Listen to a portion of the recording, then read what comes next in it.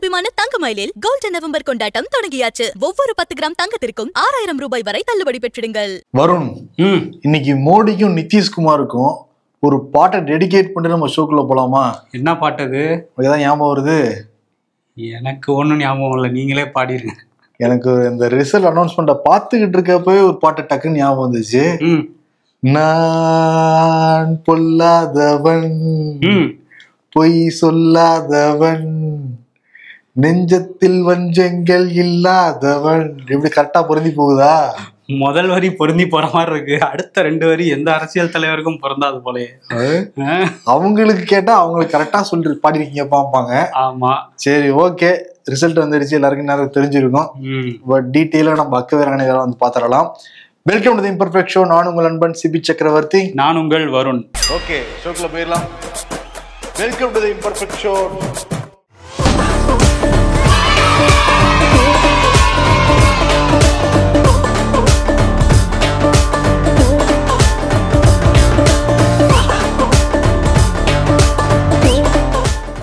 எல்லோரும் இந்த வருஷத்தை ஆரம்பத்துல இருந்தே எதிர்பார்த்துக்கிட்டு இருந்த அந்த பீகார் தேர்தல் முடிவுகள் வெளியாயிருச்சு.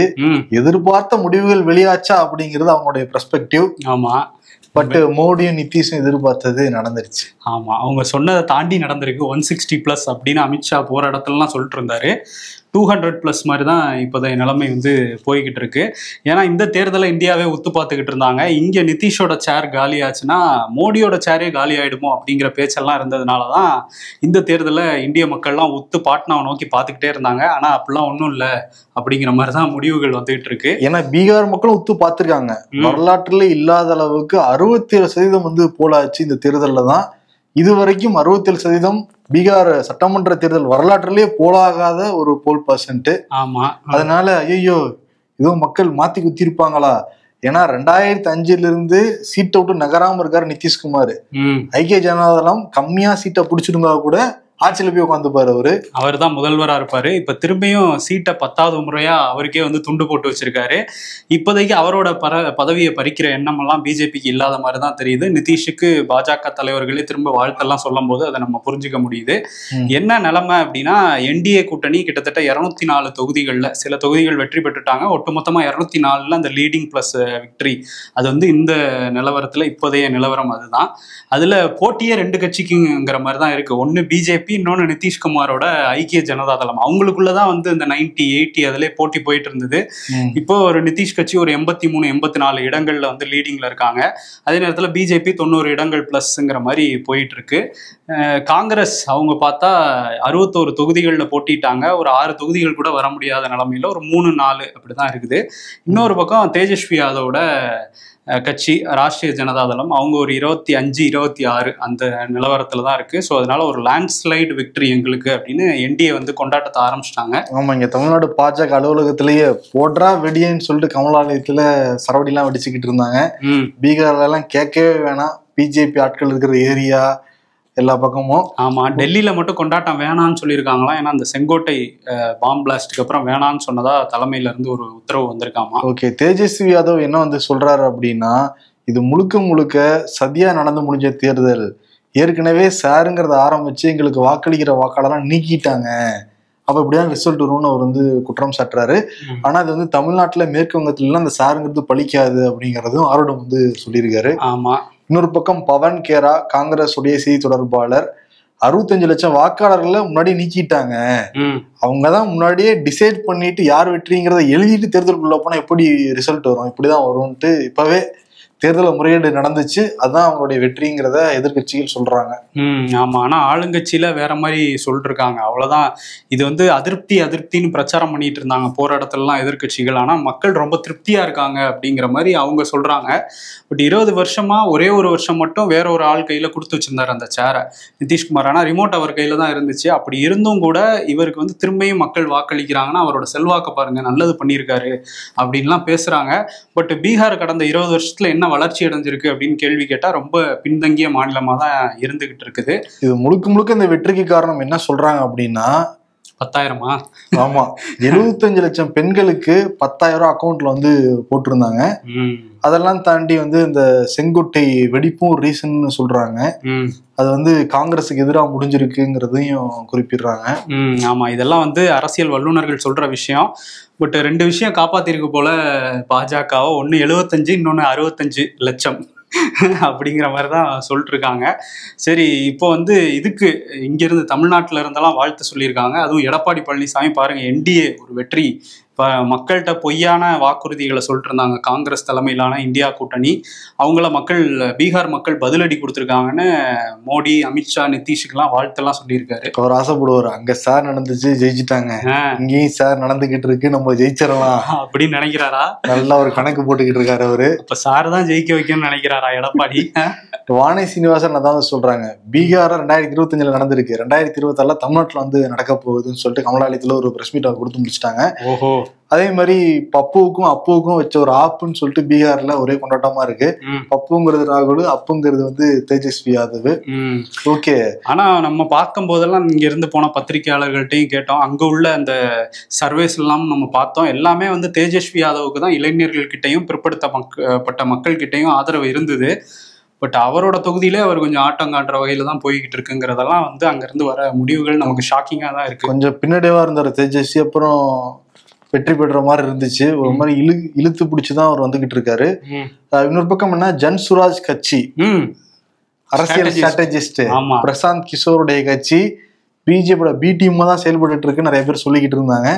ஆனா அவரோட கட்சிகளே ரொம்ப ஒரு சொற்ப வாக்குகள் தான். எந்த இடத்துலயும் ஆரம்பிக்கிறப்ப ஒரு 3 தொகுதியில் லீட்ல இருந்தாங்க. அதற்கு பிறகு அதுவுமே வந்து கிடையாது, 0. நேத்துதான் வந்து சவாலாம் விட்டு இருந்தாரு நிதிஷ்குமாருக்கு. எங்கேயாவது நிதிஷ்குமாரோடைய கட்சி 25 சீட்டுக்கு மேல ஜெயிச்சுட்டாங்க அப்படின்னா அரசியல் இருந்தே விலகிற அப்படின்ட்டு இருந்தாரு.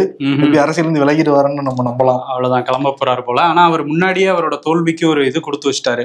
நாங்க ஜெயிச்சோம்னா மிகப்பெரிய வெற்றியா இருக்கும், தோற்றோம்னா படு தோல்வியா இருக்கும் அப்படின்னு சொல்லியிருந்தாரு. 2வதுதான் உண்மைங்கிறது அவருக்கே தெரியும். இருந்தா கூட பஞ்ச் டைலாக்லாம் பேசிட்டு இருந்தாரு. இப்ப வீட்டுல உட்காந்துருக்காரு. எப்பயுமே வெற்றி பெற குதிரை மேலேயே பந்தயம் கட்டிக்கிட்டு இருப்பாப்ல. இப்ப அவரு மேலே கட்டி அவர் தோத்துட்டாரு. ஆமா ஆமா. இதுல இந்த பீகார் தேர்தல்ல இந்த சார் நடத்தினாங்கல்ல, அதுக்கு எதிராக வந்து ஒரு வழக்கு உச்சநீதிமன்றத்துல நிலுவையில இருக்கு. அப்பவே வந்து அதை விசாரிக்கும் போதே உச்சநீதிமன்றம் என்ன சொல்லியிருந்தாங்கன்னா, இந்த சார்ல வந்து அந்த ஓட்டர்ஸ் லிஸ்ட்ல நிறைய குளறுபடி இருக்கு, மோசடி இருக்குன்னு கண்டுபிடிச்சோம்னா நாங்க ரத்து பண்ணிடுவோம் அந்த ஓட்டர்ஸ் லிஸ்டையே அப்படின்னு சொல்லியிருந்தாங்க. அந்த வழக்குல இன்னும் தீர்ப்பு வரல. ஒருவேளை தீர்ப்பு வரும்போது அந்த ஓட்டர்ஸ் லிஸ்ட் செல்லாது அப்படின்னு சொன்னா அதை வச்சுதான் இந்த தேர்தல் ஆணையம் நடத்தியிருக்காங்க. ஒருவேளை மறுதேர்தல் கூட நடத்தலாம்ன்ற ஒரு பேச்சு இருக்கு. பட் அதெல்லாம் உச்சநீதிமன்றத்தோட அந்த தீர்ப்புல தான் அடங்கி இருக்குது. இந்த விஷயத்தை வச்சு இங்க தமிழ்நாட்டுல காங்கிரஸ் வெர்சஸ் டிஎம்கே ஒரு சோஷியல் மீடியா வாரே ஆரம்பிச்சிருக்குது.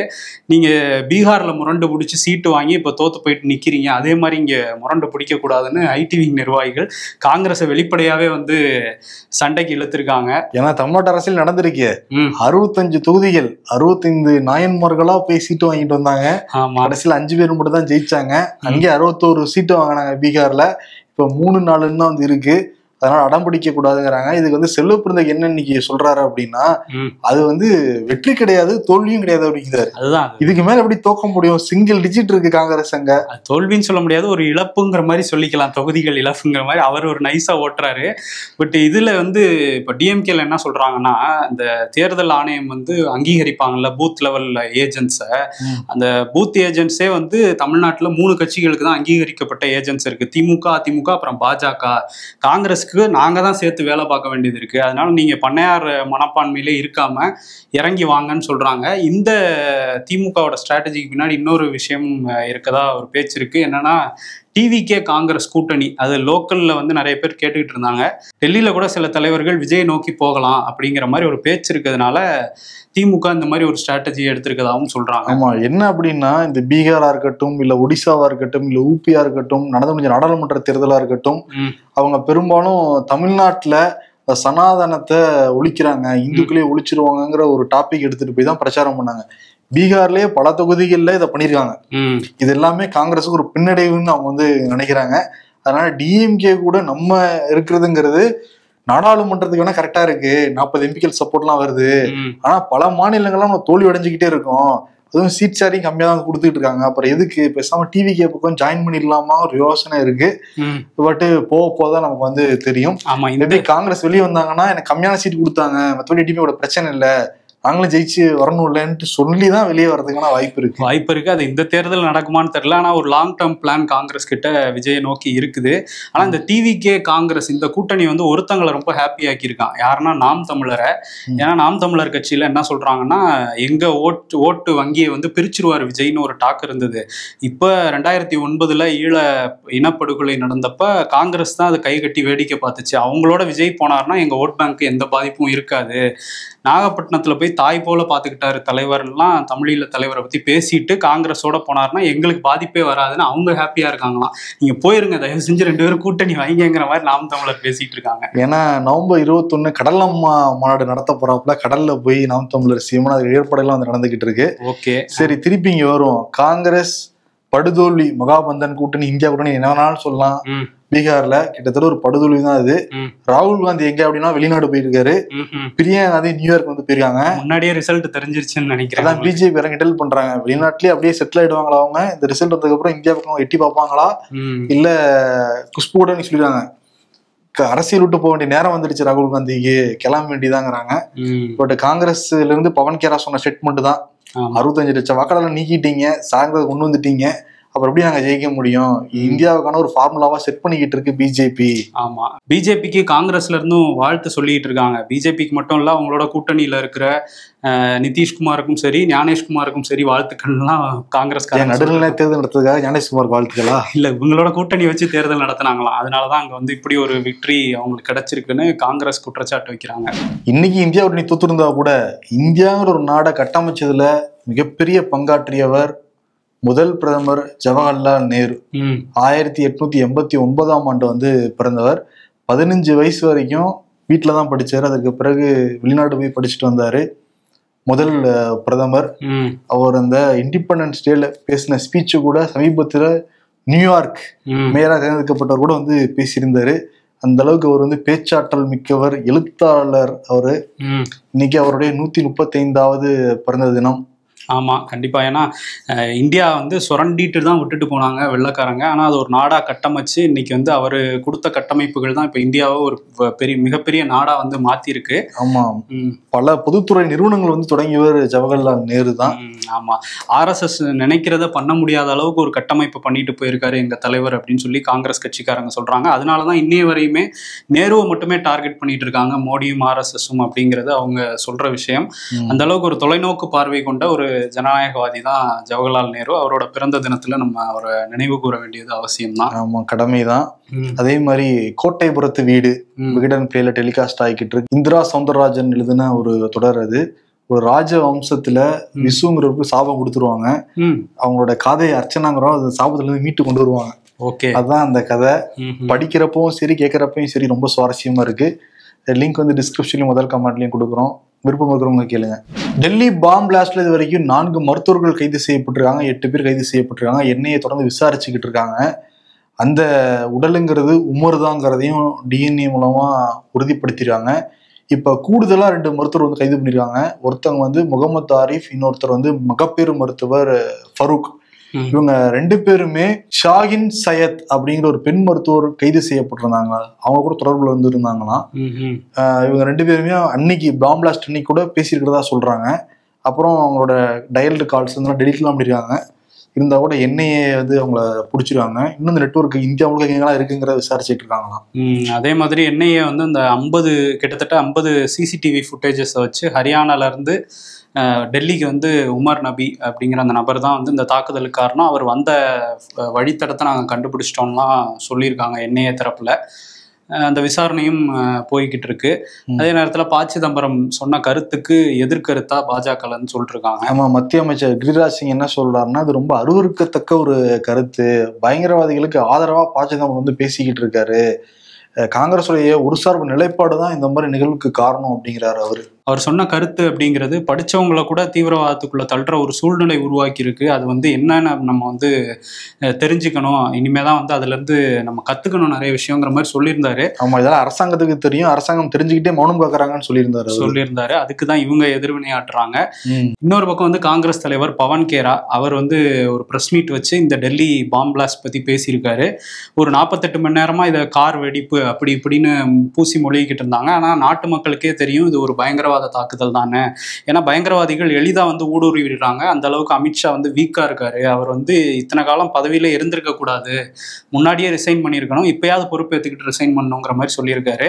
டிசம்பர் 1ஆம் தேதியே பார்லிமெண்ட்டை கூட்டுங்க, முன்கூட்டியே கூட்டி இதை பற்றி விவாதிக்கணும் அப்படிங்கிறதையும் சொல்லியிருக்காரு. அனைத்து கட்சி கூட்டத்தையும் கூட்டுங்க அப்படின்னு சொல்லியிருக்காரு. ஒவ்வொரு விவகாரத்துலையும் காங்கிரஸ் இதை தான் சொல்கிறாங்க. பட் பிஜேபி அதெல்லாம் கேட்குற மாதிரியே இல்லை. அனைத்து கட்சி கூட்டம் கூட்டுவாங்க, அதுல பிரதமர் மோடி வருவாரா அமித்ஷா வருவாராங்கிறதான் கேள்வி. சாரை எதிர்த்து திமுக கூட்டணி ஒரு போராட்டம் பண்ணாங்க பார்த்தோம். இப்ப சாருக்காக ஜெயக்குமார் போராட்டம் பண்ண போறதா அறிவிச்சிருக்காரு. அவரே தனியா பண்ண போறாரு போராட்டம். இல்ல, அதிமுக சார்பாக தான். எதனால அப்படின்னா இந்த பிஎல்ஓ அசிஸ்டன்ட் எல்லாமே திமுக காரங்களா இருக்காங்க. அதெல்லாம் தாண்டி இந்த ஃபார்ம் வந்து பிஎல்ஓக்கள் வீடு வீடா போய் கொடுக்கணும். ஆனா திமுக காரங்க என்ன பண்றாங்க அப்படின்னா, திமுக கவுன்சிலர் வீடோல திமுக நிர்வாகிகள் வீட்லயே உட்காந்துக்கிட்டு அங்க இருக்கிற மக்களை எல்லாம் கூப்பிடுறாங்க. அந்த ஃபார்மை வந்து கொடுக்கறதும் சரி வாங்குறதும் சரி திமுக காரங்க தான். திட்டமிட்டு திமுக பாஜக அதிமுக வாக்குகளை நீக்குது அப்படிங்கிற மாதிரி குற்றச்சாட்டு அதிமுக சொல்ல ஆரம்பிச்சிருக்காங்க. இவரை தான் சொல்றாரு, அதிமுக வாக்குகளை நீக்க ஆரம்பிச்சிருக்காங்க அவங்க. அதிமுக வாக்குகள்னா இவர் தெரியும்ல, அதிமுக தூக்கி விட்டுரு அப்படின்ட்டு ஒரு அந்த ஃபார்ம் எல்லாம் கிழிச்சு போட்டுறாங்கிற மாதிரி அவர் சொல்றாரு. திட்டமிட்டு ஒண்ணு பண்றாங்க. எடப்பாடி தான் சொல்றாரு 8 நாள் போதும் இதை முடிச்சிருக்கலான்னு. அப்படி 30 நாள் கொடுத்து இவங்க ஆட்களை வச்சு கண்காணிச்சிருக்கலாம். அவங்களும் கொடுத்துக்கிட்டு இருக்காங்க ஒரு பக்கம் அதிமுககாரங்களுமே. இன்னொரு குற்றச்சாட்டு என்ன வைக்கிறாருன்னா, சென்னை மாநகராட்சி தேர்தல் ஆணையர் குமரகுருபரன் தொடர்பே கொள்ள முடியல ஜெயக்குமார்னால அவரை. ஓஹோ, நேரில் போய் மீட் பண்ணிட வேண்டியதான் கதவை தட்டி. சரி, ஓகே. அது வந்து அந்த சார் பிரச்சனை அப்படி இருக்கு. இன்னொன்று மக்களுக்குமே நிறைய கன்ஃபியூஷன்ஸ் இருக்கு. ஃபார்ம் நிறைய பேருக்கு கிடைக்கல அப்படின்னு சொல்றாங்க. ஆன்லைன்ல போர்ட்டல் வழியாகவும் பண்ணலாம் அப்படிங்கிறத தேர்தல் ஆணையம் வந்து சொல்லியிருக்காங்க. இந்த இசிஐ வெப்சைட்ல போய் எப்படி பண்றதுங்கிறத ஸ்டெப் பை ஸ்டெப்பா நம்ம வந்து ஒரு டிஜிட்டல் ஆர்டிக்கிளே பப்ளிஷ் பண்ணியிருக்கோம் vigadan.comல. அதுக்கான லிங்க்கும் கமெண்ட்லையும் டிஸ்கிரிப்ஷன்லையும் பின் பண்ணியிருக்கோம். வேணுங்கிறவங்க அதை பார்த்து தெரிஞ்சு அந்த ஃபார்மை ஃபில் பண்ணலாம். அதே மாதிரி 2002 2005 வச்சுதான் இப்ப வந்து ஃபில் பண்றாங்க. அப்ப அது நாங்க எங்க எடுக்குது நிறைய பேருக்கு அந்த கேள்வி வரலாம். இப்ப அதையும் ஓபன் பண்ணிடுறாங்க அந்த போர்ட்டலையுமே தேர்தல் ஆணையம். www.voters.eci.gov.in இந்த ஐடிக்குள்ள நீங்க வந்து போனீங்க அப்படின்னா search your name in last ஷேருங்கிறத கிளிக் பண்ணி நீங்க வந்து தேடலாம். தமிழிசை சவுந்தரராஜன் சார் ஏன் அவசியம்னு சொல்லிட்டு புத்தகமே எழுதியிருக்காங்க. அந்த புத்தகத்தை விஜய்க்கு அனுப்பி விட்டுருக்காங்களா? போஸ்ட்ல அனுப்பி விட்டுருக்கதா சொன்னாங்க. இந்தியன் போஸ்டா தான் இருக்கும், போய் சேருமா? அனுப்பிவிட்டாலும் ஒரு முதல்ல படிக்கணுமே. அவருடைய ஸ்கிரிப்டே அங்கதான் பார்த்து படிச்சுக்கிட்டு இருக்காரு. அப்புறம் கொஞ்சம் தடுமாற்றம் ஆயிடுச்சு, சாரி அப்படின்லாம் கேட்டுட்டு போனார் அவரு. சரி, அது வந்து கிட்டத்தட்ட 1 மாசத்துக்கு மேல ஆகுது, அது தனி கதை. இப்ப என்னன்னா ரொம்ப உங்களுக்கு உறுதுணையா இருக்கும் டிவி கேக்கு இந்த சார் வந்துச்சு அப்படின்னா. அது எப்படி சொல்றாங்க இவங்க? போலி வாக்காளர்லாம் இல்லாம நடக்க போற முதல் தேர்தல் இதுதான் அப்படின்னு சொல்லிட்டு விஜயும் வரவேற்கிறாங்க, சாரையும் வரவேற்கிறாங்க தமிழிசை சவுந்தரராஜன். ஓகே, ஆமா. இன்னொரு பக்கம் வந்து தாவேக்கால பொதுச் செயலாளர் அருண்ராஜ் அவர் வந்து என்ன சொல்றாரு அப்படின்னா, அந்த கரூர்ல ஒரு துயர சம்பவம் நடந்தது. 41 பேர் வந்து உயிரிழந்தாங்க. இருந்தாலும் கூட கரூர் மக்களும் சரி தமிழ்நாட்டு மக்களும் சரி விஜய் மேல ஒரு அன்பும் பற்றும் வச்சிருக்கிறாங்க. இதை பொறுத்துக்க முடியாம திமுக பல பேரை ஏவி விட்டு அவதூற பரப்பிட்டு இருக்காங்கிற மாதிரி அவரு ஒரு கருத்து சொல்லியிருக்காரு. தெரிஞ்சுதான் சொன்னாரா? அவருதான் வெளிச்சம். வள்ளுவர் கோட்டத்துல அறிவு திருவிழான்னு ஒரு விஷயம் நடந்துகிட்டு இருக்கு. அதுல பேசுறப்ப கவிஞர் யுகபாரதி 41 பேரை தெருவுல கூட்டத்தை கூட்டி கொன்னா ஒரு தலைவனா இருக்க முடியுமான்னு ஒரு கேள்வி வர கேட்டிருக்காரு. கர்நாடகா காங்கிரஸ் அரசு அந்த மேகேதாட்டு அணைக்கான அந்த திட்ட வரைவு அறிக்கையை வந்து வெளியிட்டிருக்காங்க. அது ஒரு பெரிய அதிர்வலையை தான் ஏற்படுத்தியிருக்கு. தமிழ்நாடு நீர்வளத்துறை அமைச்சர் துரைமுருகன் அவர் என்ன சொல்றாரு அப்படின்னா, நாங்கள் வந்து அதெல்லாம் பார்த்துட்டு தான் இருக்கிறோம். எந்த ஒரு முயற்சியையும் காங்கிரஸ் அரசு இது தொடர்பாக எடுத்தால் நாங்கள் வந்து திமுக அரசு அது விடாது. காவேரி விஷயத்தில் எந்த உரிமையும் திமுக அரசு விட்டு கொடுக்காது. எல்லா முயற்சியையும் முறியடிப்போம் கர்நாடக அரசோட அப்படின்லாம் சொல்லியிருக்காரு.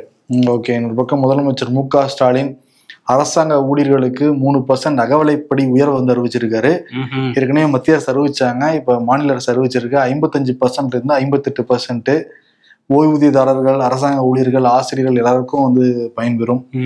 ஆமா, இதெல்லாம் அறிவிச்சா கூட ஜாக்டோ ஜியோ அரசாங்க ஊழியர்களோட ஒரு மிகப்பெரிய கூட்டமைப்பு இது. அவங்க வந்து நவம்பர் 18ஆம் தேதி போராட்டத்தை அறிவிச்சிருக்கிறாங்க.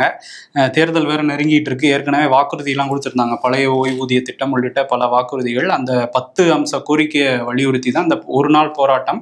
இது அடையாள போராட்டம் தான். அன்னைக்கு வந்து அரசு ஊழியர்கள் எங்கேயுமே வேலைக்கெல்லாம் வரமாட்டாங்கிற மாதிரி ஜாக்டோ ஜியோல இருந்து சொல்லியிருக்காங்க. அதுல வந்து அப்பயுமே வந்து எங்களோட எங்களோட கோரிக்கைக்கு திமுக அரசு செவி சாய்க்கலைன்னா நாங்கள் பேரவைத் தேர்தலில் அதை காட்டுவோம் நாங்கள் யாருன்னு சொல்லியிருக்காங்க.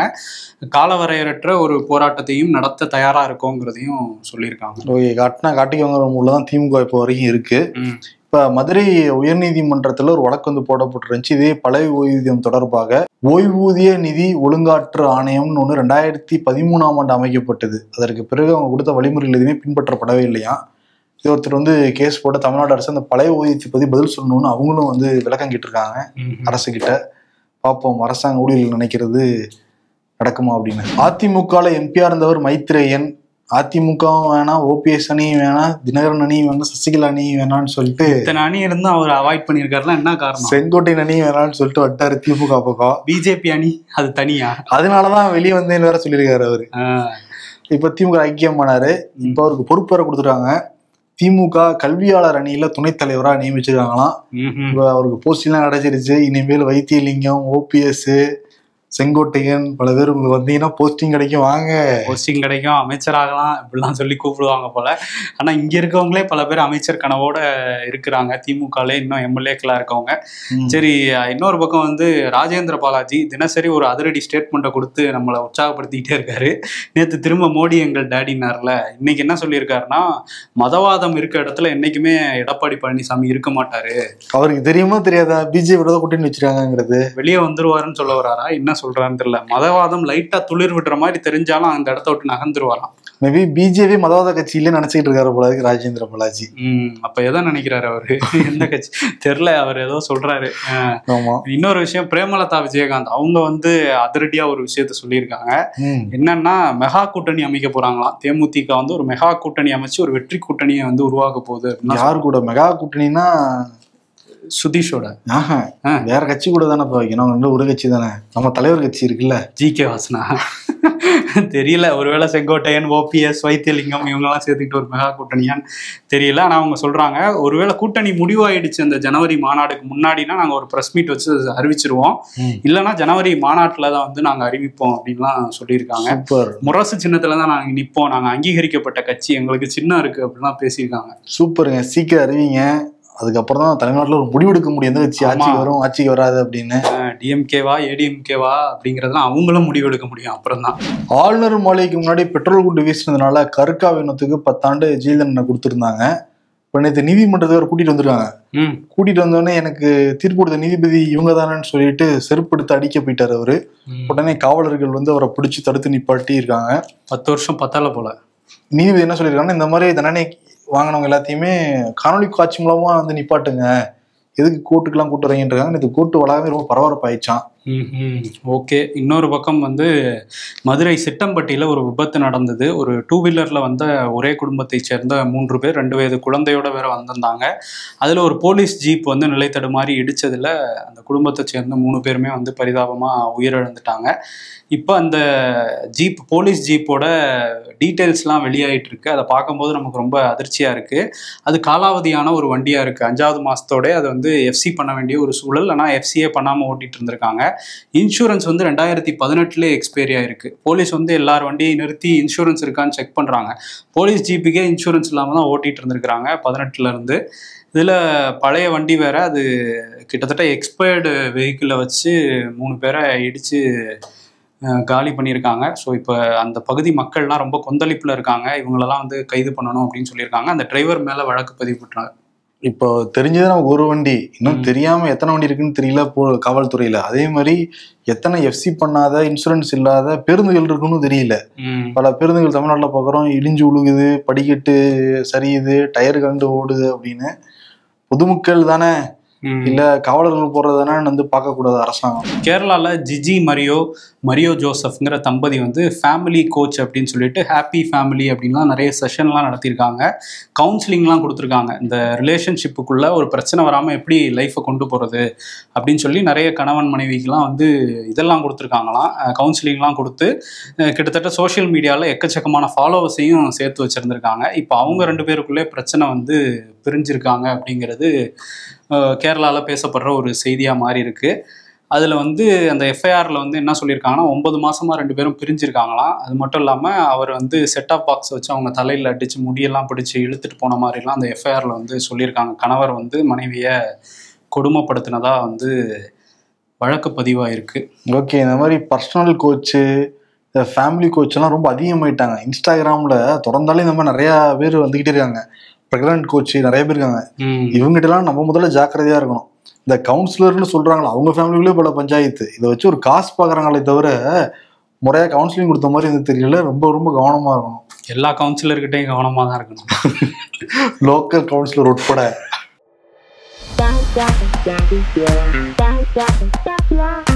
போப்பா, மாடல்னால மேய்க்க முடியாது.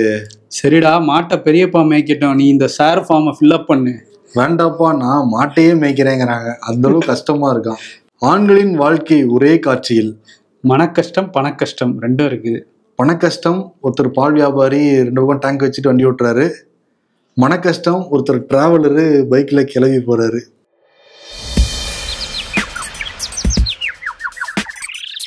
நாம வீட்டுல குடியிருந்து வேலைக்கு போயிட்டு வரோமா, இல்ல ஆபீஸ்ல குடியிருந்து வீட்டுக்கு போயிட்டு வரோமான்னு தெரியல.